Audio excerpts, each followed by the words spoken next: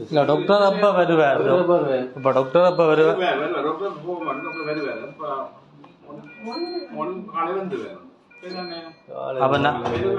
இல்ல அப்ப நீங்க இவாவ என்ன செய்ய போறீங்க? இவாவ என்ன செய்ய போறீங்க?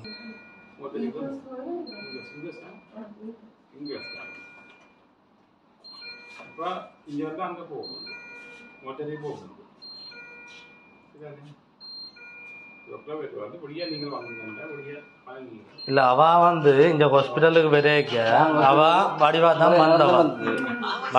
வந்தவ சரியோ. ஹாஸ்பிட்டலுக்கு வந்தா ஹாஸ்பிட்டல்ல காசு கட்டுக்கலாம், இவாக்கு பர்த்தம் செய்யறது காசு தர சொல்லி காசு கட்டுக்கலாம்.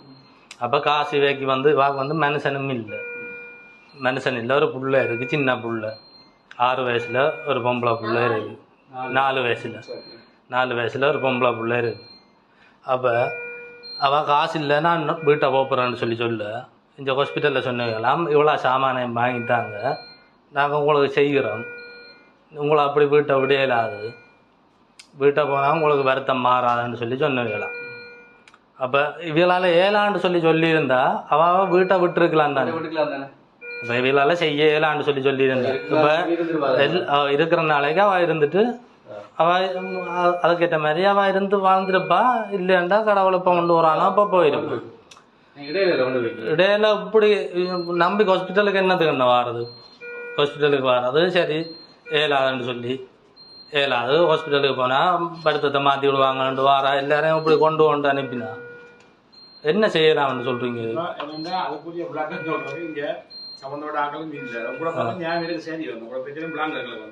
இல்ல நாங்க வைபோசா நிக்கல தானே, எங்களுக்கு வருத்தத்தை சுகப்படுத்தி விடுங்கன்னு சொல்லி நாங்க போறோம். எங்களை மறைச்சு வச்சு இப்படி செய்தது சரியான பிள்ளையா தவிர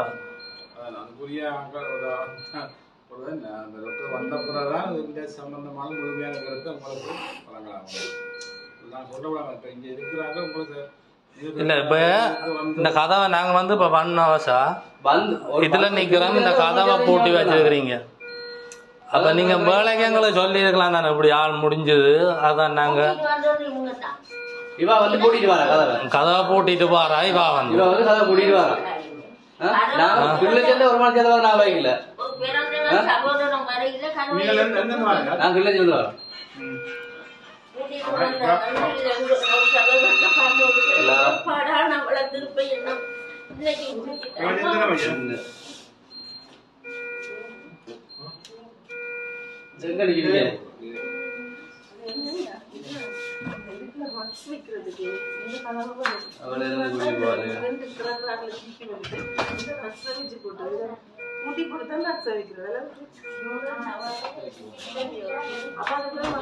இப்ப நாங்க ஒரு போய் சொல்லாதீங்க, நீங்க போய் சொல்லாதீங்க. அந்த மற்றாக்கா வந்தவா சரியா